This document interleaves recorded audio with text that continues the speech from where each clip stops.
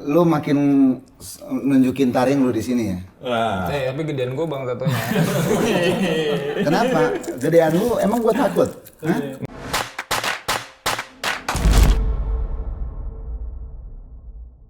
Halo Tifosi, welcome to Pinball, Opini Football. Konten yang membahas sepak bola dunia, khususnya Serie A Italia. Episode kali ini kita akan membahas rekap Giornata 25. Gua tidak sendiri tentunya, gue bersama dengan para pundit-pundit kesayangan kalian semua. Ada calon peraih Scudetto di sini, fans yang calon meraih Scudetto, Bapak Rinaldi. Ya. Lalu ada ini spesial banget ini. Seorang panutan saya, seorang referensi apabila saya membahas Juventus, ada Bapak Anjar. Halo Mas Reza. Sehat Bapak Anjar. Ini Giornata 25. 5. Pelan-pelan, jangan ada penekanan. Iya. Katanya kalau bahas politik di sini cringe. Oh Nggak gitu. bagus, iya. Oh iya. Masa sih? Lalu ada tim yang kesayangannya kalah, dihajar oleh adiknya sendiri. Ada Bapak Bara Adiaksa. Udah tua lagi begitu bercanda. Kan bukan tira itu. Oh iya, Tapi lihat dulu dong tatonya. Gokil, Bara Tato Adiaksa, bro. Bara Tato Adiaksa dan ada Bapak Daun Laksmana. gajah lagi tatonya tuh. Beneran ya? Bang, lu kacau. Kena habis. Bang, gimana perasaan lu? Ini daun paya. Daun paya. Gimana perasaan lu jadi fans Napoli? Happy dong, selalu happy lah. Bagus lah, bagus. Masalahnya saya buka timeline banyak yang kalah, jadi happy. Jadi masih Munchen jujur kalah, ya? Milan Iya, bener-bener. kalah, Jupe begitu, happy saya. Jangan lupa, kalau ada Bang Anjar berarti ada kita sambut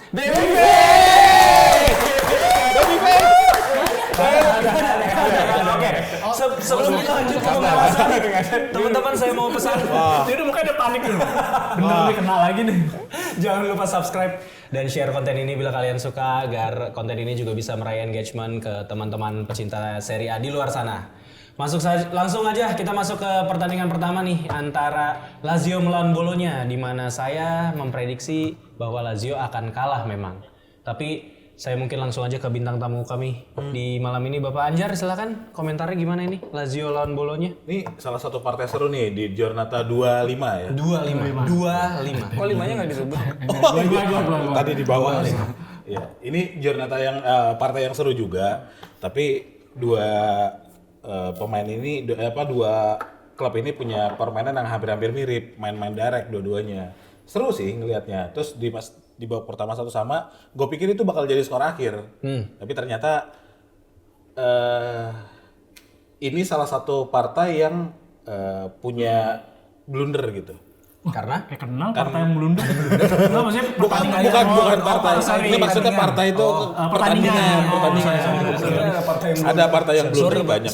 Sorry, astagfirullah. Sorry teman-teman itu pasti. Kayak Provedel kan juga blunder, panik dikasih passing jarak dekat gitu. Tadinya mau build up dari bawah tapi ternyata bolanya nggak nyampe, direbut sama Kenapa senyum-senyum lu? Mazirksi. Bukan, ya diambil di. Iya. Bukan Zirkzee. Enggak. Zirkzee gol kedua. Iya, babak kedua.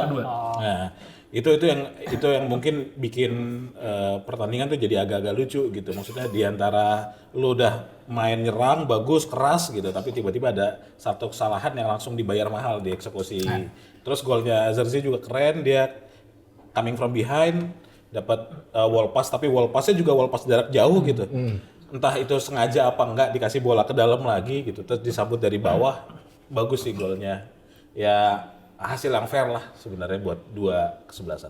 Tapi Lazio ini kayak nggak belajar dari hasil dia menang lawan Bayern Munchen atau gimana, Bang? Padahal kan dia lawan Munchen bisa menang gitu dengan pertahanan yang cukup rapat gitu. Lawan Bologna ini kayak Ya kalau lawan Munchen kan karena dia udah kenapa Asbak dikasih minum ber? Aus. Oh, ada aja gimmicknya. lucu banget dia nih. Asli. Parah lagi ger. Nah kalau lawan Munchen kan emang di atas kertas Lazio di bawah levelnya dari Munchen. Jadi salah satu pilihan ya bermain counter, bermain tahan dulu sampai dapat peluang yang efektif. Tapi kalau lawan Bologna kan ya bisa dibilang walaupun Bologna lagi eksplosif musim ini, tapi ya harusnya sih lu tetap bermain terbuka gitu biar lebih seru. Tapi kalau bermain terbuka lawan Munchen agak mengerikan ya, terlalu beresiko. Iya benar, make sense. Jadi itu teman-teman hasil dari Lazio dan Bologna sesuai dengan prediksi kita. Lalu pertandingan selanjutnya adalah Frosinone melawan AS Roma, di mana tim kesayangan saya dari jersey ini akhirnya kembali menang lagi. Cukup happy saya ngelihatnya karena ini berprogres dari DDR itu emang luar biasa ya Bang ya. Bang Bare ya. Jadi emang melawan Frosinone yang notabene tim tanda kutip Dewa Roma di atas kertas itu dia berhasil meraih kemenangan dan menurut gue permainannya juga cukup bagus AS Roma. Frosinone sebenarnya di sini bener-bener ngasih perlawanan gitu. Di babak pertama ini pertandingan yang alot ya dia. Gua ngelihat Frosinone bertahan dengan cukup baik dengan middle blocknya dia. Jadi pemain Roma itu nggak leluasa dalam melakukan passing-passing ketika ada di sepertiga akhirnya gitu. Sampai akhirnya ini yang gua suka dan ini pemainnya Bang Anjar sebenarnya ya dari Juventus. Dean Huijsen ini akhirnya ngambil inisiatif untuk dia bawa bola sendiri, dia tembak dan itu yang bikin pertandingan ini jadi mulai Anginnya berubah. Iya benar, maaf teman-teman. Saya grogi karena ada orang di belakang kamera tadi. Dan akhirnya masuk ke babak kedua ada pergantian pemain yang cukup banyak dilakukan oleh DDR di menit 46. Kalau nggak salah Lukaku diganti. Habis itu gue lupa backnya diganti. Huijsen diganti juga. Iya, Huijsen juga diganti. Udah mulai ribut. Karena udah mulai panas tuh gara-gara si Huijsen. Adrenalin udah meningkat kayak udah ngaco banget kan dan kartu kuning kan dia habis golin itu karena dia melakukan selebrasi yang nggak perlu itu kan nyuruh penonton diam. Nah terus yang gue note di sini sebenarnya lucu gol keduanya Roma itu dicetak sama Asmun. Golnya ini mirip sama golnya Indonesia lawan Bahrain. Iya benar. Tendangan Fiorentina kan ya. Habis itu disamber sama Bambang Pamungkas. Ini juga sama ditendang sama Christensen, disamber sama Asmun gitu. Terus terakhir dapat gol dari penaltinya Paredes. Ya itu emang udah mulai berantakan juga Frosinone dari sisi pertahanan udah kelihatan banget dia antara mau nyerang juga sulit karena Roma juga cukup solid di garis pertahanannya terutama di lini tengahnya. Dan ya udah ini skor yang menurut gua luar biasa lah untuk DDR 5 pertandingan 4 kali menang 1 kali kalah dan kalahnya juga sama tim Price Scudetto gitu. Soalnya gua kayak bawa bapak. Tapi dia despite menang 3-0 tapi pertahanan Roma masih banyak bolongnya karena kemarin tuh kalau bukan Villar pemain bagus kemarin bisa kebobolan kedua kayaknya deh. Iya. Yang tendangan Sule itu keren banget tuh yang dia pressing ke arah itu. Terus yang Caio Jorge juga kan. Iya, Caio Jorge. Nah itu kalau Rui Patricio gue nggak tahu tuh kayaknya karena kan Rui Patricio biasanya one shot one goal. Dan dia mau dilepas kan musim ini, dilepas gratis. Iya, Rui Patricio mau keluar gratis. Kayak dia sadar dia goblok. Kayak langsung udah saya mau cabut aja. Ini Villar masih 19 tahun apa sih? Enggak, dia udah 20 tahun. Itu tuh zaman kapan tahu Bapak? Itu udah 20 sekian. 23, 22. Udah lumayan masih muda lah. Ya. Tapi dia main emang kayak mau membuktikan diri banget gitu kemarin. Dia jangan sampai flop kayak Perin. Mattia Perin kan dulu juga sempat kayak gitu kan. Terbang soalnya. Iya, semoga ya. Dan ini juga banyak dapat jam terbang. Semoga sih dapat di musim ini. Dan skor 0-3 juga tidak menggambarkan seutuhnya pertandingan seperti apa ya. Karena di sini Frosinone juga nggak mendominasi sebenarnya. Target bahkan lebih banyak Frosinone. Betul. Frosinone lebih banyak ngelakuin permainan terbuka sih sebenarnya. Iya benar. Cuman apa saja. Cuman kalau dibilang apes nggak juga sih, menurut gue emang buntu juga gitu Frosinone di depan gitu. Ya itu karena si Villar kan dapat MVP juga kan di pertandingan kemarin. Harusnya sih emang bagus banget mainnya. Cuman ya arah serangannya tuh emang kurang lah. Ya udahlah, itu cukup buat Roma. Kita lanjut ke pertandingan antara Napoli melawan Genoa di mana saya menebak ini kemenangan buat Napoli bangkit. Dia yang seri. Ternyata Aldi emang tebakannya bener. Gimana Ran? Napoli, Genoa ini expected pas gua dengar bahwa Meret main sama Traore dimainin. Kan gue bilang jangan Alex Meret yang dimainin Alex Abad harus ganteng. Gue bilang ganteng kan asli. Kebobolan ya dari kesalahan yang sangat jenius dari Nathan. Nah ini juga banyak fakta menarik yang gue dapetin juga. Ostigard itu sebenarnya bermain cukup bagus di babak pertama. Selalu dia emang beberapa Iya, pertandingan. tapi karena kartu kuning diganti babak kedua. Di ruang ganti itu ribut. Ostigard ribut sama Mazzari, Di Lorenzo ribut sama Aurelio De Laurentiis. Karena ADL babak pertama masuk ke ruang ganti babak sama pre-match atau after match dia masuk ke ruang ganti lagi. Itu ribut beda pilihan aja. Bukan, enggak ya? Tapi ini mengingatkan gue sama satu hal kayak pelatihnya yang memimpin timnya itu diatur-atur sama owner klubnya. Sama kan kayak ini ya, Rico yang tadi jadian apa ya? Yang masuk ke bench juga. Iya, kalau nggak ada saya Mazzari jadi apa gitu. Oh iya, mirip-mirip. Iya, mirip. Kalau ada Bang Anjar jadi ke situ sih. Maksudnya kita ngomong Gini sih arahnya. Akhirnya bisa bergabung lagi setelah kemarin sibuk. Jadi setelah Akhirnya udah selesai Bang tugasnya ya. Di lapangan udah selesai tugas. Gue seneng banget Bang lu dari kemarin sibuk banget asli. Gue seneng banget kalau menjelang itu. daripada bintang gue nggak bisa ngerokok. Nah, ya. Oh gitu, Kalau kita kelebihannya dia lebih suka bintang daripada saya. Tapi Genoa gimana Rang mainnya Rang? Genoa bermain dari sangat kacamata pasif. lo. Intinya bermainnya pasif. Bisa dilihat dari statistiknya kurang lebih menggambarkan permainan Genoa, bermain sangat ke dalam, menunggu. Kan ini juga bola counter attack kan, bola counter attack yang ditendang sama kayak dioper. Jadi Nathan tuh buang bola kayak ngoper, terus pas banget strategi dari situ. Tapi kalau lo lihat dari pertandingannya, sebenarnya di luar dari kesalahan Nathan juga ada pola yang aneh sama dia. Jadi dia pada saat counter attack Retegi itu kan harusnya ditempel sama dia. Dia entah kenapa bermain ngelebar keluar. Di situ gue juga bingung. Ini ngapain ya mas-mas ini ya? Gue agak bingung sih. Pergerakannya si Nathan, pergerakannya Oliveira, dan Oliveira juga benar-benar gak kelihatan di pertandingan ini. Lebih mending Mazzocchi di babak pertama.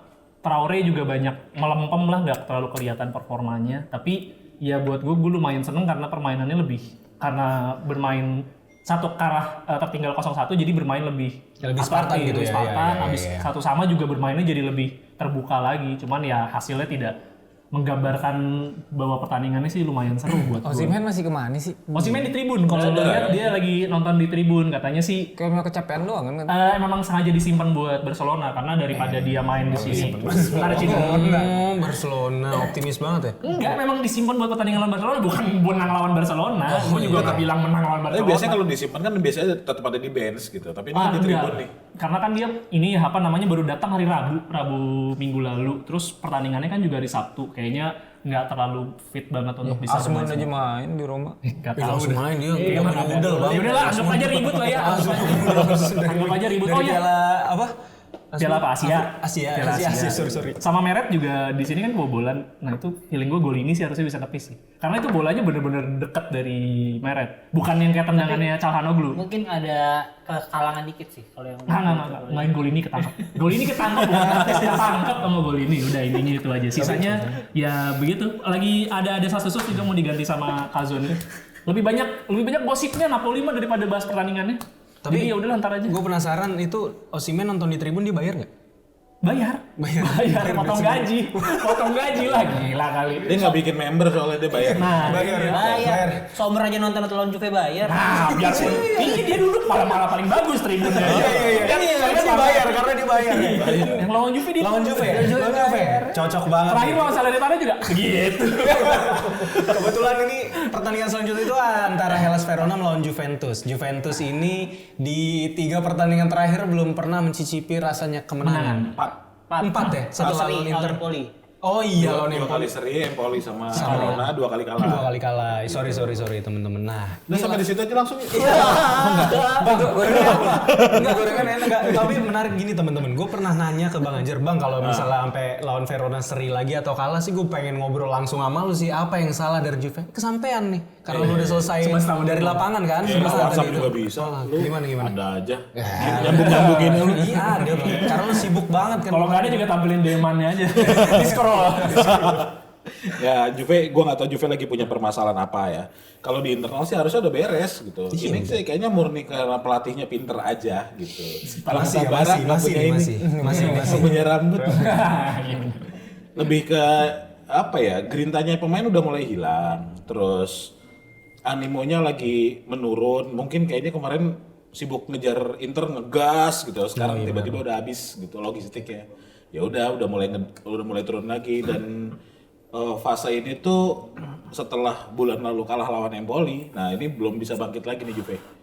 Tapi yang gue sorotin dari pertandingan ini tuh pemilihan strateginya dari Allegri yang menurut gue agak lucu gitu karena pas udah ngejar mau coba ngejar pakai 4-4-2, nah dia kan berubah tuh mainin Alexandro gitu. Nah, yang jadi impian Juventus ini semua tuh sekarang ngelihat Vlahovic, Yildiz sama Chiesa main bareng. Nah itu akhirnya ada di pertandingan ini, tapi 9 menit. 9 menit doang. Kan anjing ya gitu ya. Gitu dong. Kita udah lama-lama pengen nonton yang ini gitu, pas udah disajin cuma 9 menit doang gitu. Eksklusif kali Pak. Kalau eksklusif kan gitu. Oh iya. Kasih trailer doang. Yang bisa terusin hanya yang subscribe aja ya. Belum subscribe. Tapi kalau menurut lu mereka main bertiga tuh jadi 3-4-3 atau Chiesa yang agak ke belakang jadi wing kiri? 3-4-2-1. Sebenarnya 3-4-2-1, 3-4-1-2. Jatuhnya belakangnya Yildiz. Di belakangnya Yildiz. Karena Yildiz tuh punya peran buat narik banyak back lawan gitu. Jadi kalau udah ditarik, nah ntar tinggal kalau Yildiz masuk ya Chiesa bisa ngelebar ke kiri atau Vlahovic yang turun ke bawah gitu. Karena dia punya tendangan jarak jauh yang lumayan juga gitu. Nah terus waktu mainin back 4 masang Sandro di kiri, kanannya malah McKennie. Itu yang agak lucu tuh. Kenapa pemain se-eksplosif McKennie yang punya walk rate tinggi malah ditaruh di back kanan. Itu aneh gitu. Terus ketika itu ditarik, Yildiz ditarik malah dimasukinnya sama Mola. anjing nih. Ada begininya. Harapan gua kan baby face. Ini sama-sama gede. Sama. Kenapa ada tukang es kopok? Follower. Nah terus kalau akhirnya malah masang Charlie yang di situ, Alcaraz ditaruh di situ, padahal dia kan sebenarnya posisinya di tengah. Nah itu diproyeksikan sebenarnya buat nggantiin posisinya Rabiot yang kemungkinan nggak akan perpanjang kontrak. Tapi dari awal ditaruhnya di posisi yang asal-asalan gitu, gimana nih orang mau jadi gitu loh. Tapi kalau hasil 2-2 ya udah kita mah udah terima aja. Kalau lagi golnya Folorunso dong. Wah, golnya bagus-bagus. Itu gol Folorunso itu Lebih grinta pemain Verona daripada itu Juve. Bigfoot bahkan kan dia. Bigfoot. Iya. Kaki kiri itu komentatornya aja sampai ngomong kayak ini mengingatkan komentatornya akan golnya Zidane waktu 2002 lawan Leverkusen. Iya betul. Ini kan salah disikatin Locatelli mulu, ya udahlah golin lah gitu. Iya. Tapi Rabiot mainnya di sini bagus sih Bang, kalau menurut gua. Oke lah. Rabiot selalu jadi pemain bagusnya Juve di lini tengah karena belum ada saingannya. Iya, sayang banget sih. Sayang sama Tapi siapa? kenapa nggak Sayang siapa? Siapa? Udah ngomong aja. Sayang sama Rabiot. Kalau misalnya dia cabut kan kayak nggak ada lagi. Tapi gol keduanya juga Agak-agak ya. Apa? Mau bilang offside ya? Enggak, Mau bilang offside. gol-golnya Verona tuh harusnya bisa diantisipasi gitu sama Szczęsny, ya bola susah memang. Ya tapi kayak sekelas Szczęsny gitu buat gua sih kan Szczęsny beda sama Meret ya. Szczęsny kan kelasnya ya udah beda yang jauh lah. nolong itu ya? Nolong itu maksud gua kayak positioningnya juga dan near post kan. Dia nggak expect juga bakal Enggak, nolong. itu susah menurut gua. Betul, Itu bola tahu. kaget lah. Tapi kelasnya Szczęsny Pak, bola-bola begitu Enggak, bukan. tapi bola kaget di sudut dekat itu lumayan mengganggu sih. Iya bener. Apalagi kaget. Kata seorang kiper loh ini loh. Saya juga kiper, tapi memang goblok kipernya. Saya akui. Tapi di match ini kita bisa lihat perbedaan kualitas antara McKennie sama Pratama Arhan ya. Waduh. Ketika mengambil trofi. Ya, beda. Kan McKennie sesuai lo trofi. Iya. Kalau itu kan senjata terakhir. Culun. Ini lebih senjatanya dia. Nah, yang gini nih sama kayak yang tim belum nemuin Nah, senjata. ini ada juga tim yang selalu tidak bisa memanfaatkan kesalahan dari tim-tim lainnya, rival-rivalnya. Ketika Inter waktu itu kalah, gue lupa di game week berapa, dia ikutan kalah gitu. Meramaikan lah. Terus ada nih rival terdekatnya Seri, dia nggak mau menang gitu. Meramaikan naik ke atas. Iya, udah gitu lawan adik sendiri yang notabene itu kan ramah gitu. Dan nggak pernah menang. Iya, menang Monza. Kemenangan pertama Monza Udah kayak juara UCL AC minjem. Non AC minjem. AC minjem. Gimana lu mewakilkan semua? Sama kayak Bang Anjar, kalau usah dong aja dong. Iya, Kemarin gila. harus bilang Pioli Master Class loh. Penyebab gue pakai wig di sini salah satunya ya nggak ada temennya. Aturan tadinya gue sama Bang Ajar mau sama-sama ngumpet ya Sama gue juga. dari Goa, nggak taunya Jangan dia pengen capek. mengkudeta Capek. posisi 2. Ya lagi-lagi Pioli Master Class ini menunjukkan pesonanya. Ngeliat spion kan udah deket. Jangan jauh. Kan jadi 2 poin. Masih nyenyak tidur fans Ya, sebenarnya Juve karena ini. nggak boleh menyalip posisi Juve sih. Jadi terlihat sekali di situ adalah Permainan. polemik di lapangan ini permainan. Karena kenapa satu yang si Jovic itu sebenarnya nggak selayaknya kartu merah. Ditampol Pak. Mukul Pak. Ini. Ya tapi kan gesturnya mukul. Ya itu kan kalau orang refleks gini kan. Jangan repot. Salah iya. Yang tidak bersatu. Refleksnya begitu.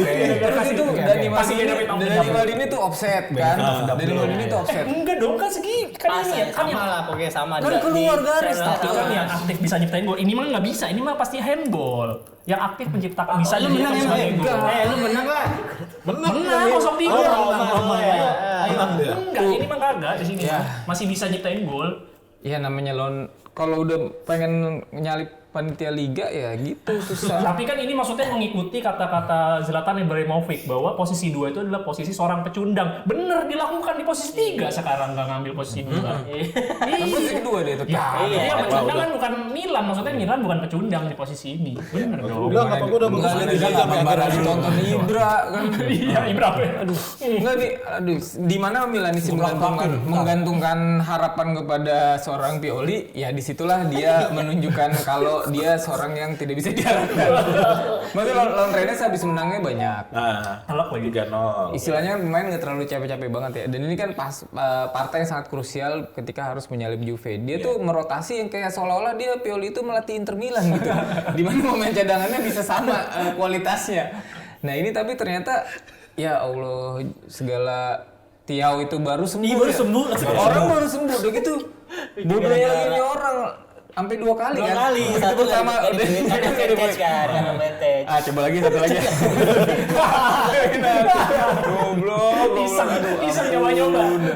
Tapi gue suka ya, nggak ada sukanya sih. Cuma paling nggak kalau Colombo no celebration. Iya, tapi langsung dikerebutin teman-teman ya. Celebration itu, celebration Bang Nuni. Ini nama Nuni nih, celebration.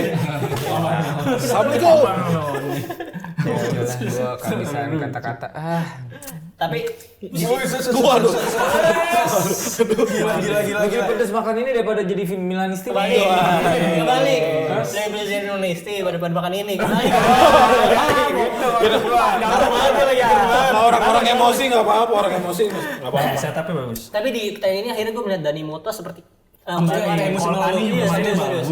Ya, despite golnya tapi banyak banget peluang yang diciptakan gitu. Pessina juga mainnya bagus. Dan Daniel Maldini juga. Nggak, di Gregorio. Diganti babak kedua. Kayaknya ketarik lagi deh. Iya sama Salah. Tapi karena dia main, menurut gue mental pemain Monza ini juga jadi lebih pede gitu loh. Karena kiper itu kan notabene mood booster kan. Tapi kiper penggantinya juga banyak beberapa kali ngelakuin penyelamatan juga. Tapi pas kebobolan sama Pulisic dia bener-bener kesel banget. Aduh kok bisa kebobolan, tapi malah jadi pembangkit semangatnya Monza pada saat kebobolan. Benar. Polisi sama Bando golinnya mantep sih, balas-balasan kaki kiri sama Bando ya ampun. Bando nikah. Apa? Masih muda gua. Si paling muda di sini. Iya, ngomong-ngomong soal muda, ada pelatih yang masih seumur jagung ya melatih tim Serie A ini. Enggak, Maksudnya seumur jagung melatihnya. Melatihnya nih, Melatih solo. Melatih Salernitana. Enggak, maksudnya dia ngelatih sendiri solo kan jadinya kalau Iya benar. Sesuai di arahnya ya. Gimana deh arahnya? Iya. Ya, Fabio betul ya namanya Fabio Liverani ini melawan Simone Inzaghi ini adalah pertandingan tunda yang akhirnya ditakdirkan gitu ya. Karena kalau nggak salah di tahun 2020 ya dia. 2020. Waktu Liverani itu ngelatih Parma, dia itu harusnya di pertandingan Giornata 17-nya itu ngelawan Inter Milan. Lawan Lazio, sorry. Waktu itu Lazio masih dilatih oleh Simone Inzaghi. Cuman dia keburu dipecat. Dan akhirnya setelah 4 tahun kemudian bertemulah kedua orang ini dan ternyata Fabio Liverani tidak bisa ngapa-ngapain. Pedes banget anjing dia paling air panas. Mendesak. Tadi nahan pedes. Iya. Pastiin kalau gimmick udah tahu resikonya. Nah itu maksudnya udah tau tandemannya cuma kopi ya Allah orang tua. Itulah yang teman-teman di pos ini minta maaf Nah cuman pelatihnya, tifos aja salah decision making. Teman-teman kalau punya orang tua atau sahabat, maksudnya yang memang dirasa udah punya gejala-gejala yang kayak begitu ya, tolong dibawa ke rumah sakit. Dengar tolong ini. Bentar lagi kita kabarin keluarganya. Aneh banget.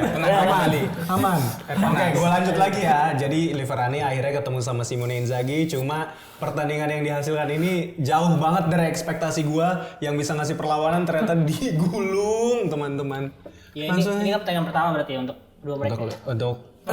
Ini pertemuan mereka yang pertama kali, kedua pelatih ini. Ya tapi sebenarnya seperti yang di episode prediksi, gue nggak menganggap akan sejauh ini jaraknya ya. Karena gue kira Simone akan melakukan rotasi. Ternyata rotasinya di babak kedua. Iya, makanya betul. gue expect-nya tuh menangnya tipis-tipis lah. Nah ternyata ini jadi kemenangan yang mudah ya karena pertama ya pakai main utama dulu di babak pertama. Kalau pakai main rotasi, gue kira nggak bakal sejauh ini.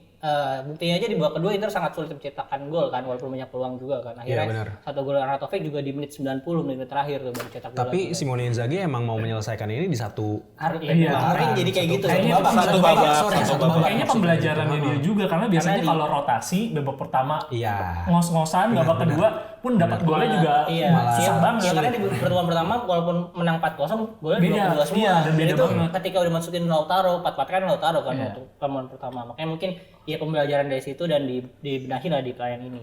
Nah, kalau untuk ini kemarin kan banyak yang bilang, "Kok main Inter fans Inter bahas Inter dikit banget." Nah, ini gue agak banyak nih. Boleh enggak nih?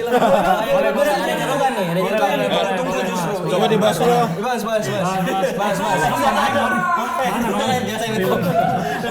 Ya kalau waktunya masih lama kan gua bisa yang lain dulu. Ini sekali disclaimer kalau dia lihat HP tuh itu notes teman-teman. Jadi jangan dimarahin ada dulu. Itu fans Inter buka HP mulu. Iya, judi. Bukan Deus. Dia Candy Crush.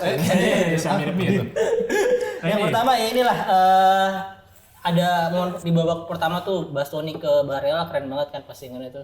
Yang early cross dia emang menurut gue emang dia tuh emang trademarknya sih udah jadi beberapa kali kayak gitu. Contohnya waktu lawan si Juve kan pernah juga kan zaman Conte tuh. Sayangnya yang kali ini Barella terlalu nafsu sih nendangnya menurut gue sampai ke tepis terus kena tiang. Nah itu sayang banget sih harusnya bisa cetak gol lagi Barella. Terus gol Inter 2 gol pertama tuh dari skema throw in ya. Dari gol pertama kan throw in terus Carlos Augusto crossing. Nah biasanya tuh emang ketika crossing gue seneng nih sinkron banget Lautaro sama Thuram nih. Misalnya Lautaro ke tiang deket, Thuramnya pasti akan nunggu cutback. Nah kemarin gue lihat dari skema itu dan beberapa kali di pertandingan kemarin sama lah kayak gitu pergerakannya. Jadi memang ketika musim lalu dengan Zeko, gue lihat tuh Lautaro tuh jarang banget kayak bukan jarang sih, maksudnya kayak nabrak aja. Lautaro yang kesini, Zeko juga kesini. Kadang-kadang dua-duanya minta cutback. Jadi crossing yang dari Dumfries atau dari Perisic dulu kan ya jarang ada yang nyampe gitu. Dan musim ini kayaknya udah bener-bener klop nih di si Lautaro sama Thuram mau gerakannya mau kemana mereka udah tahu lah tanpa harus teriak-teriak gitu. Dia berdua latihan renang sinkronisasi apa gimana? Saya dibilang bawa Kakinya di atas. Iya. Di atas ya. Iya. Atau bisa juga dia sering jamaah, Bang. Bareng jadi Jamaah. Terus ya beberapa gol memang tercipta dari skemanya mungkin yang sama ya kan Inter menggunakan WCB-nya terus overload di sisi mana misalnya di sisi kanan terus ketika musuhnya udah ketarik nih mereka switch play itu switch play-nya main dari wing dan ya crossing lagi gitu. Memang gaya bermain Inter sejauh ini belakangan ini efektifnya dengan cara seperti itu ternyata dengan menggunakan WCB dan switch play. Terus nah ini yang banyak fans Inter bilang Lord kemarin kan Arnautovic dan akhirnya kali ini dia cetak gol ketiga kalau nggak salah dan ini pertama kalinya dia cetak gol dan pertandingan tidak berakhir imbang karena waktu lawan Benfica 3-3 lawan Genoa 1-1 dan ini 4-0 ya alhamdulillah ada peningkatan dari Arnautovic walaupun ketika habis golin dia tetap bete bukannya akhirnya golin juga gitu karena di pertandingan sebelumnya tuh kayak kesulitan banget gitu padahal udah teman-temannya tuh udah pengen ngasih dia nggak berhasil juga gitu dan yang paling penting di pertandingan ini akhirnya Trajan Buchanan dimainin. Iya. Dan jago lagi. Jago itu iya langsung menyesuaikan langsung pamer. Iya langsung step over ya dan emang ketika di wawancara si Inzaghi bilang kayak si Trajan Buchanan emang kita simpan kita persiapkan untuk ya memang mungkin anggapannya mereka peringatan sebelumnya tuh belum siap. Oh, dia jadi kayak wild card gitu ya, iya, kuda benar-benar putih. siapnya tuh dari ini menurut si Inzaghi. Atau mungkin menyesuaikan dengan taktik dulu kan, karena kan mungkin secara taktikal berbeda jauh, mungkin penyesuaiannya juga cukup lama. Make sense sih, pemainnya juga banyak kan stoknya masalahnya. Dan gaji cedera 12 orang lagi. Iya, nggak jadi. Belum. Kita kayak Milan. Nggak tahu lah. Tapi dia kan sebenarnya bisa main di kanan atau kiri ya. Cuman kemarin kan taruhnya di kiri dan gue rasa dia bakal di kiri karena bisa jadi yang di kanan tuh diplot si Dumfries, Darmian, baru ketiga Cuadrado. Yang jadi backupnya Pavard justru si Bisek kan karena sekarang ternyata Bisek juga udah reliable lah untuk jadi backup. Tengah itu Acerbi sama De Vrij. Nah kiri Bastoni yang gantiin mungkin Carlos Augusto bisa main di situ juga sama di depan. Karena kemarin waktu Buchanan dimainin Augusto kan ditarik ke belakang kan. Nah makanya si Buchanan ini diproyeksi untuk jadi backupnya Di Marco kalau misalnya Augusto lagi di belakang nih, ditaruh di Bastoni nih. Jadi ya mungkin dia harus sabar nunggu juga sih menurut gua. Tapi menurut gua kemarin sih dia udah pede banget ya megang bola, udah confidence banget. Nendang bola, giring bola gitu. Ngefans Napoli motong orang mulu. Dan yang gue seneng jadi dia kayak memberikan dimensi yang beda gitu di wingback Inter, karena wingback Inter kayak Dumfries tuh bisa cuma lari sama crossing. Darmian bisa tapi enggak ya bener. Tapi ya kita tahu lah udah umurnya segitu. Kalau Di Marco gue lebih ngeliat dia sebagai yang ya crossing dia karena punya akurasi crossing bagus. Gue ngeliat Di Marco tuh mainnya kayak Theo sih sebenarnya, tapi versi nggak secepat akselerasi larinya ya, dia main lebih elegan sih. Iya, jauh lebih elegan. Di Marco lebih Iya elegan. dia nggak terlalu yang kayak tarikannya kurang, dia kayak punya perhitungan lah kalau lari. Iya, betul. Nah kalau Buchanan dia punya dimensi, karena dia kan kaki kanan, kalau di main di kiri dia bisa ngasih dimensi yang beda gitu, bisa dia cut inside, terus dia rendang langsung atau kasih crossing. Jadi gue senang banget sih dengan permainan Tajur Buchanan kemarin. Dan di sini juga kita lihat lagi ya kembali Sommer mendapatkan tiket VIP ya. Bahwa di sini pertandingan ini hanya satu shoot dan tidak ada yang on goal. Jadi bisa dipastikan bahwa Jan Sommer mungkin lebih banyak ngopi ya di pertandingan ini. Dan bahkan ini ratingnya juga bukan karena bermain jelek, karena tidak ada yang nge-shoot. Tidak ada yang nge-shoot. Itu bukan karena jelek, karena nggak ada yang nge-shoot. Ada kan Riva melebar tapi. Ya itu bukan nge-shoot, namanya itu tes. Itu nyoba. Tapi lebih capek. Usaha sih. Lebih capek Calhanoglu dalam mengambil bola ke corner, karena corner pernah sampai 18 kali. Jadi jalan tuh. Bola ke corner Dibandingkan Salernitana 0 corner kick. Ini pertandingan apa? Ini one-sided jadi kayak apa ya? Buat apa gitu gantiin Pipo? Digantiinnya dengan They don't even try gitu, maksudnya nggak mencoba sama sekali. At least Pipo tuh dalam skema penyerangan gue masih Bagus, masih ada perjuangkan lah. Ini tentang Pipo gue pengen cerita dikit nih, boleh nggak? Ya boleh. Papi. Kan ini kan derby Inzaghi tadinya kan ya. Lu kan udah nandain di kalender. Ternyata ada temen gue nih, paman Ilan Alkadiri. Dia kan emang suka Milan, dia Milanisi, suka Milan karena Inzaghi. Jadi dia udah ngeset pergi ke Milan tuh nonton Milan lawan Rennes, terus nonton Inter lawan Salernitana. Karena dia bukan nonton Milan ya, nonton Internya justru ya. Yang keduanya, yang Milannya juga nonton dia. Tapi ternyata dianya udah gak ketemu Inzaghi SMA tuh. Emang dipecat tuh Bukan nonton rival, kagak ada yang dicari. itu bete banget. Aldi aus lah. Habis cerita panjang gitu dong. Panjang Fans Inter tuh akan senang dengan cerita-cerita lu ini. Tapi kan Baby V kan yang kirim kan? Selalu ingin arahnya ke Mbak sana. Baby face. Aldi aus. Harusnya Baby V dong. Mana sih? Dewi. Padahal tadi udah di Ini kalau teman-teman pakai aus-aus ya? Iya. Nggak ini bang. Tapi gue mau disclaimer dikit bang. Tadi mungkin flow gue dalam membawakan acara ini tuh agak kurang baik karena gue grogi ada orang ini nih. mana ini? Apa ini? Bukan santai. Ini sih. Ada baby. Walaupun menang nanti dedim dulu. Nih, mohon maaf ya buat pemenang. Oh iya. Lupa beli. Wah. Jadi silakan. Tapi boleh makan gorengan kan? Yang boleh makan gorengan cuma kalian berdua. Tapi ini Tadi udah ada yang menang makan cabai. doang. Ya sini makan cabai mau deh. Gede banget yang gede. Kok air rasa cancoran sih? Kagak. Iya ada baunya Enggak, cancoran. ini masalahnya nih, kok lu bertato begitu sih? Ih, gua panggilin temen gua, Klarifikasi lu bener lu. Klarifikasi lu. Mending gua panggilin nih. Kenapa emang? Hah? Jangan ketahuan nyokap gue ya. Ya, ini bukan nyokap lagi nih udah. Ini mah Mendekati malaikat ini lu, hati lu gua panggil lu. Siapa? Oh ini. Hendrik Sinigami. baby. Hendrik Sinigami. Si Agia. Tahu nggak? Hendrik Sinigami itu kan Sini tato. sono. Tinggal tato yang Bali itu loh. Jujur gue nggak tahu. Inside jokes. Inside jokes kayaknya. Ini fans Inter banyak yang Ini siapa sih mungkin Himura Batosai? Shinigami Death Note. Iya tahu. Bukan, tapi ini tukang tato. Shinigami Bleach juga Shinigami Bleach. Ini Kenshin Himura bang. Penasaran gue deh yang tatoan. Batosai si pembantai. Siapa ya? Sinigami. Ini Jadi lu makin nunjukin taring lu di sini ya. wah. Tapi gedean gue bang tatonya. Kenapa? Gedean lu emang gua takut. Hah? Enggak sih. Ini juga kalau ditempelin langsung daunnya kusut bang. Ini gua mau tanya nih, gambar apa ini? Ini tingkat kesetresan lu mendukung Milan yang semakin nyungsep sekarang ya? Ini daun penenang bang. Oh, Fans Milan. luar biasa. Assalamualaikum. Waalaikumsalam. Ya. Gimana? Sehat jamaah? Sehat, alhamdulillah. Sehat, ya. Ada yang Ini suka udah jadi membangun, fans Roma. apa ya? Ini masih konsisten dengan Inter Milan. Kayaknya ada yang malu pakai bajunya Napoli. Dan di sini tetap ya ada abangnya Ganjar di sini. Ganjar lagi. Ganjar. Politik lagi, politik. Ini dia yang kesayangan kita semua, Bang. By the way, tapi enggak, apa maksudnya kan tadi janjian jam 8 ya? Iya, tapi mentang-mentang Milannya kalah dia nggak mau pakai Oh jelas dong. Bagi gua lu aja yang menderita, gua jangan. tapi mana sih? Mana sini? Udahlah Bang, gue cuma satu kan. Gua pangku. Nah, emang kan begitu. Jangan marah dong, Bara. Nih, Wik nih. Tapi kan gitu dia Luar kalau biasa. setiap ada Bang Bara, Bang Botak nggak ada. Ini kayak ini gue ingat ceritanya Panji sama siapa namanya?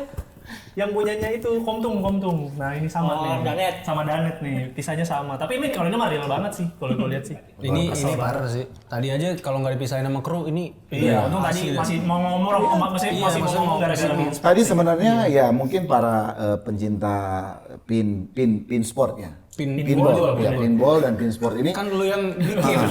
mungkin nggak ngelihat kejadian di balik layar kan. Betul. Gua sama Bara tadi udah jambak-jambakan bulu ketek. Kesel banget itu. Iya, ngejambak bulu ketek pas gua mau ngambil, gila baru keluar kecil. Itu ketombean tuh belum. Pegang-pegang. Luar biasa nih. Bang Botak, Iya. siap memberikan opininya di sini berarti ya? Saya selalu siap demi kalian anak-anak muda yang tidak tahu malu. Ya? Kalian ini melanggar konstitusi banget soalnya. Enggak tolong lah, Bang. Aduh. Itu kita juga semua tahu di sini siapa yang melanggar konstitusi, Bang. Ya, gimana? Lanjut. Ini warnanya udah cocok nih. Ada merah, ada biru, ada kuning. Nih. Di sini luar yang melanggar biasa. konstitusi itu Bang Botak. Karena Bang Botak itu harus membahas bagaimana pertandingan Inter melawan Atletico Madrid. Padahal itu kan against your heart gitu, Bang. Oh, Liga Champion ya. Liga Champion. Liga Tapi jagoan lu Champion. nggak main di sini, Bang. Nggak penting. Jadi buat para pencinta pinball ini luar biasa ya. Mungkin kalian juga yang melihat bahwa saya sudah tidak mengangkat konten Milan karena saya sudah bilang selagi Pioli dan Cardinal masih menguasai Milan, sampai ayam kencing gua nggak akan bahas Milan, ya. Karena bagi gua itu udah aib itu klub itu dia. Ya. Sekarang kita akan membahas tentang Inter dan Atletico Madrid di UCL.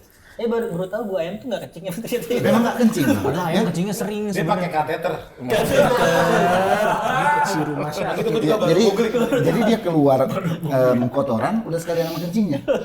Ya. Oh dia nggak bisa kencing. Kenapa kita udah bahas sampai itu? Fakta baru Pak. Terus Ya. Jadi ini kita akan bahas Inter berhadapan dengan Atletico Madrid ya. tapi ayam nggak punya. Itu dilanjutin lah. Atletico Madrid lawan Inter. Ini sih sebenarnya ini kalau nggak salah Atletico Madrid dan Inter ini udah pernah bertemu sebelumnya ya. Cuma 2 kali. 2 kali. Sepanjang apa? Kopi saya. Kesel juga masih ada kopi ya. Ternyata begitu. Ternyata dia lebih rindu kopi. Iya. Ya. Karena dia memang pencinta kopi ya. Atletico dan Inter ini seperti mendapatkan angin segar, apalagi ya boleh dibilang di Serie A kemarin mereka berhasil membantai Salernitana ya dengan skor 4-0 kalau nggak salah ya. Betul. Ya. Dan pemain-pemainnya semua lagi tune up bagus ini. Ibarat kata ini kalau kita lagi main PS ini pemain-pemain Inter lagi merah-merah nyala semua nih. Ya, baik strategi pelatihnya Inzaghi juga bagus, pemain-pemain rekrutan baru itu bagus, apalagi yang baru direkrut yang nomor 17 dari Liga Belgia. Dia masuk nggak sih di line up Liga Champions ini? Oh iya ya, gue lupa deh kalau misalnya itu tuh didaftarin nggak ya? Tergantung. Kayaknya Kalau didaftarin deh dia. Wadah-wadahnya dikeluarin apa enggak? Iya, gue lupa Iya, deh. tergantung. Gue lupa baca beritanya, sorry lupa. Nah, kalau bagi gue prediksi ini di kandangnya Atletico apa Inter ini? Inter dulu. Ah, ya, di Giuseppe Meazza ya. Kayaknya Inter bisa menang. Ya, tergantung bagaimana Inzaghi ini akan meramu formasi untuk menghadapi, kita tahu sendiri bahwa Diego Simone ini adalah seorang pelatih yang meracik tim dengan pragmatisnya minta ampun. Benar. Ya, dia udah gue udah punya pengalaman ketika Atletico Madrid mengempaskan Milan. Iya. Ya, Milan kalah di kandang Milan, tapi Milan menang juga lewat gol Junior Mesias ya kalau nggak salah itu di Liga Champions. Kesayangan gue. Ya. Kesayangan kita. Nah, untuk kali ini gue bilang bahwa metode permainan Inter ini berbeda dengan Stefano Pioli. Jadi bagi gue pribadi ya secara squad maupun strategi kayaknya Atletico Madrid ini bisa babak belur loh kalau di UCL kali ini ya. Walaupun ya kita tahu sendiri, apalagi Alvaro Morata ini cedera panjang ya. Cedera panjang. Dan mereka hanya akan mengandalkan seorang ya Depay. Griezmann, Korea, baru Depay ya. Ini pemain-pemainnya mereka, baru si Riquelme kalau nggak salah. Iya, Rodrigo Riquelme. Rodrigo Riquelme. Nah, inilah pemain-pemain apa? Tapi ada satu pemain yang harus diwaspadai oleh Inter dan dia sering memprovokasi, dia mantan dari akademinya Madrid yang bermain di Atletico. Siapa sih namanya dia? Ahmad Tinejar. Bukan. Oh, sorry. Bukan. Lu mau jebak gua lagi dengan Amori ya. Asisten Mourinho ya. Pokoknya itulah. Bagi gua pribadi yang penting tergantung Simone Inzaghi bagaimana akan menerapkan formasi ya. Karena yang gua yakin pasti cara penerapan strategi dari Diego Simone di Atletico ini nggak berubah jauh. Dia tetap akan bermain pragmatis, bermain bertahan. Dia hanya mengandalkan serangan-serangan balik. Tetapi ya Lautaro Martinez lagi tune up-nya bagus. Ini Thuram ini juga mantap. Apalagi Hakan Calhanoglu. Asli. Gua harus angkat jempol. Untuk Inter luar biasa. Thank you. Iya. Ini tepuk tangan. Gini nanti dong. Ini kan satu paket ya. Lama-lama gua tempelin. Semua orang mau dipukul. Iya ya. Tapi memang benar ya. Gua bilang kan dari dulu gua bahas bahwa Inter kali ini memang sangat dominan dan sangat bikin iri secara skuad cadangan maupun skuad inti. Apalagi ya yang gua bilang bahwa penerapan formasi dari Simone Inzaghi ini sudah sangat-sangat dewasa dan mereka sudah menampilkan inilah tim juara, the winning team. Boleh dibilang waktu kemarin, maaf ya, mungkin gua agak sedikit back ke belakang sedikit. Pertandingan lawan Salernitana, komentator Liga Italia itu sampai membandingkan bahwa musim Inter sekarang hampir sama dengan era keemasan Inter, bukan zaman Jose Mourinho Treble Winners, tapi waktu mereka masih diperkuat oleh 3 pemain Jerman.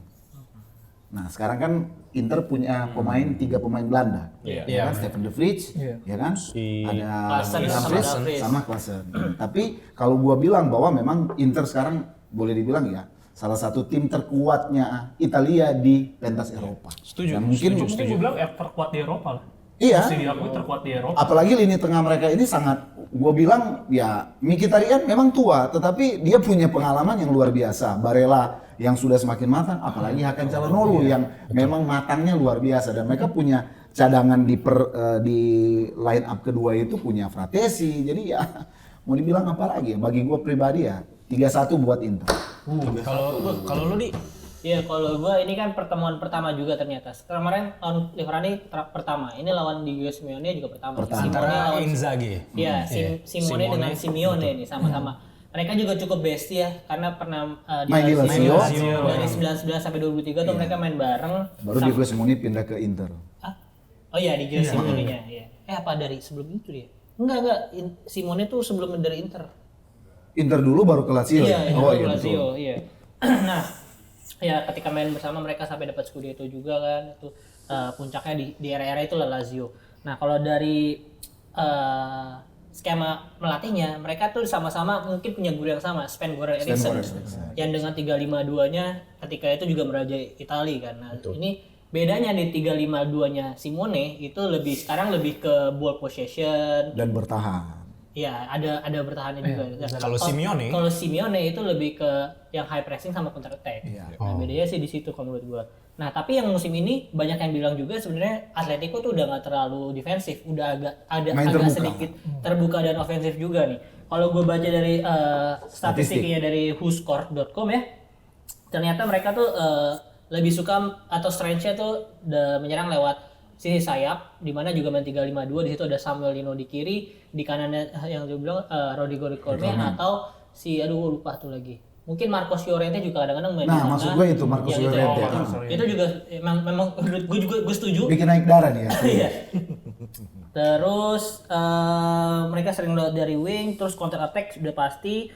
Terus scoring sering banget bikin pokoknya dalam suatu pertandingan tuh banyak banget scoring chance-nya lah, banyak attempt, terus long shot juga bagus. Nah, cuman weakness-nya di sini adalah mereka tuh agak weak ketika menghadapi pemain yang skillful. Iya. Nah, di mana di Inter saat ini ya mungkin ada Lautaro, Thuram, sama yang Buchanan tadi yang lu bilang. Buchanan sama Mkhitaryan itu skillful juga bagus, Barella juga oke. Iya. Iya benar sih. Mungkin contohnya ketika lawan Madrid kemarin tuh ketika ada ya mungkin Brahim Diaz, Vinicius Junior tuh Atletico Bener-bener sangat mainnya Iya. kayak kesulitan Kelabakan lah. kesulitan melawan tim pemain-pemain yang seperti itu. Kalau nggak salah kemarin kan kalah 5-3 di Super Copa, terus di Copa del Rey mereka menang tapi di semifinal cuman lebih banyak kalahnya lah musim ini. Dan secara statistik mereka tuh justru ketika main ball position lebih sering kalah. Nah kemarin tuh menang 5-0 lawan UD Las Palmas, usaha daerah itu tim usaha daerah. Usaha daerah. Soalnya udah La Palmas. Itu mereka ball position cuma 35% loh. Main pragmatis justru Iya. sebenarnya mereka. Justru ketika main ball position mereka lebih sering kalah lawan Sevilla. Contoh lawan Girona itu main Iya 4-3. Iya itu kalah juga kan mereka. Jadi ya mungkin memang Simeone udah ditakdirkan bermain seperti pragmatis aja gitu. Mungkin seperti Juve lah kalau di Italinya ya. Ya cuman di sini yang seperti lu bilang tadi, menurut gue sih lumayan banyak yang patut diwaspadai. Ada Griezmann tadi, terus Koke, Saul Niguez, Korea. Niguez tuh gue suka tuh. terus Dia di skillful. siapa? Saul Niguez. Saul Niguez, iya. Bekes kan juga kuat, ada Soyuncu, Hermoso, Stefan Savic, kipernya jangan lupa Jan Oblak. Ya, itu masih musim ini tuh terbaik dia lah. punya 72 save percentage ya. Jadi Bapak melupakan beberapa nama seperti Depay, Depay tapi Rodrigo De Paul. Iya, ada Rodrigo De Paul mantan Udinese. Iya. si Angel Korea juga, tapi mereka kalau nggak salah Korea sama Depay itu lebih sering dari bangku Dari cadangan. bangku cadangan, betul. Nah, salah satu ini kan banyak pemain yang nggak bisa juga ya. Si Atletico banyak cedera, Thomas Lemar sampai akhir musim kalau nggak salah. Morata, terus Gabriel Paulista baru dibeli itu dari Arsenal ya. Iya, Gabriel Paulista dari Arsenal. Lupa deh pokoknya. Alvaro Morata juga yang salah satu cetak gol terbanyak kalau nggak salah di musim ini. Alvaro Morata udah 5 gol di musim ini. Nah, tapi ternyata strength mereka adalah mereka sering menggunakan starting 11 yang berganti-ganti. Jadi mungkin nggak jadi masalah ketika banyak main yang cedera nih, karena pemain-pemain yang dari bench juga ternyata sering dimainin juga dari starter. Mereka bisa ini ya. Lebih fluid Keep juga. up. Fluid Gitu, ya, mereka betul. bisa step up. Ada pemain-pemain muda yang gue suka juga dari pemain Belgia tuh Arthur Vermaelen dari Antwerp. Iya. Iya, dia gelandang. Oh, Vermeeren ya? Iya, baru juga, Vermaelen. baru. Itu di FM Wonderkid juga soalnya. Gue Oh, suka iya. beli beberapa kali. Itu mainnya enak. Iya, terus gue tambahin dikit lagi, mungkin weakness mereka juga sebenarnya ada di lini belakang. Walaupun ada Oblak yang sebagai Benteng terakhir. tapi ternyata lini belakang mereka tuh sering membuat kesalahan yang menjadikan itu gol gitu. Jadi salah passing lah. Contohnya paling gue inget tuh waktu lawan Girona yang paling sensitif itu. waktu lawan waktu Madrid. Brahim Diaz tuh sama. Brahim Diaz tuh golin dari posisi salah buang, itu pemain si gue lupa siapa jadi gol. Nah itu mungkin harusnya bisa dimanfaatkan dengan main Inter. Jadi ketika Atletico buat kesalahan, jangan sampai kesalahan itu nggak dihukum lah, nggak dimanfaatin gitu. Nah mungkin kalau dari gua sendiri melihat Inter musim ini memang benar-benar superior ya dalam segala lini. Mungkin ya oke lah mereka tersisi dari Coppa Italia. Tetapi di Serie A mereka itu win streak-nya itu ini udah 5 kali pertandingan ini menang terus, bahkan dengan tim-tim yang boleh dibilang ini pertarungan neraka semua. Napoli, Fiorentina, Juventus, Roma. Itu dilewati dengan sangat luar biasa oleh Inter. Nah, sementara Atletico Madrid justru tumbang 2 kali lawan Atletico Bilbao sama Sevilla. Sevilla betul. Nah, baru mereka draw lawan Real Madrid. Mereka baru menang besar lawan ya UD Las Palmas. Iya. Bagi gua pribadi ya ini Inter sangat-sangat dominan, dan bahkan mereka, maaf ya kita melenceng sedikit, mempersiapkan musim depan juga mereka udah sangat-sangat kuat loh. Mereka udah merekrut pemain-pemain yang Teremi gitu udah Zelensky juga ya. Kalau nggak begini aja bilang sama Liga Italia, kasih aja ke Inter pialanya. Udah capek ini mau bertanding. Ya, mungkin satu lagi, gue kan jujur karena gue tidak suka Liga Spanyol, jadi nggak pernah nonton Atletico atau bahkan Madrid yang secara full match live gitu ya. Jadi gue melihat permainan Atletico juga dari highlight tutup doang.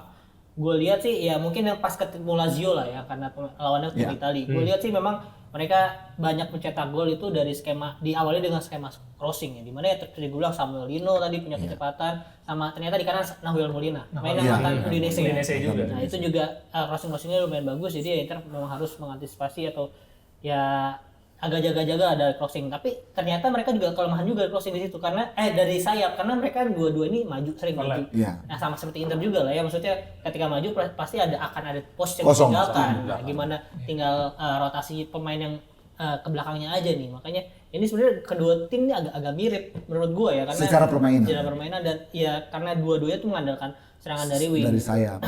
Nah, tapi yang mungkin akan jadi hambatan untuk Inter karena selama ini bukan ternyata sih, memang ketika melawan tim Spanyol Inter tuh jarang mendapatkan hasil yang bagus apalagi menang. Seingat gue dari medio 2010 ketika Inter treble itu Inter cuma bisa 4 kali menang lawan tim Spanyol. Barcelona 3-1 waktu zaman itu Treble. Lawan Getafe waktu di UEL ketika Inter masuk final, tapi kalah lawan Sevilla tim Spanyol juga. Terus main Barcelona lagi atau 3 bahkan gue lupa, pokoknya cuma itu doang. Satu lagi yang ini yang 1-0 lawan Barcelona ya, itu doang lah pokoknya intinya. Ketika lawan tim Spanyol itu Inter sangat kesulitan, dan kalau kita ngomongin prediksi di sini gue berharap sebenarnya 2-0 untuk aman ya, karena main di Wanda Metropolitan pasti lebih sulit daripada main di Giuseppe Meazza, tapi kemungkinan sih menang tapi tipis doang lah 1-0, pasti akan alot dan capek banget Inter. Gue melihatnya 3-2 justru bisa jadi. Kalau gue justru melihat gini loh, ini adalah peluang paling besar untuk Simone Inzaghi bisa menapak lebih jauh di UCL, bahkan mereka kan masuk di tim unggulan untuk mengangkat trofi UCL. Iya, Urutan benar, ketiga, musim ini. banyak yang bilang urutan ketiga. Urutan ketiga, apalagi ya boleh dibilang tim-tim di atasnya Inter ini sedikit naik turun performanya kan. Manchester City barusan draw. Nah, Liverpool kan di bareng Milan. Liga Eropa ya. Dia kan nggak ikutan soalnya. Nah, Juve kan Juve aman. soalnya Juve kalau lagi Liga Eropa mereka bobok semuanya, kan nggak ikut. Lebih sehat sekarang dukung Juve. Tapi ada juga tim selanjutnya ini yang ini bang, yang dia itu di Serie A ugal-ugalan, yang carut marut. Tapi di UCL ini ternyata masih bisa masuk ke 16 besar. Napoli melawan Barcelona. Itu klub udah nggak perlu dibahas. Lawan Barcelona ini udah pasti terpongkeng ya. Tapi Barcelona pun musim ini juga bukan tim yang bagus, Bang. Iya, Maksudnya tapi bukan tim yang stabil lah gitu. Lu percaya lah sama gua, terpongkeng dia lawan Barcelona ini. Tapi coba kita kasih kesempatan dulu. Bapak Terpongkeng Barcelona.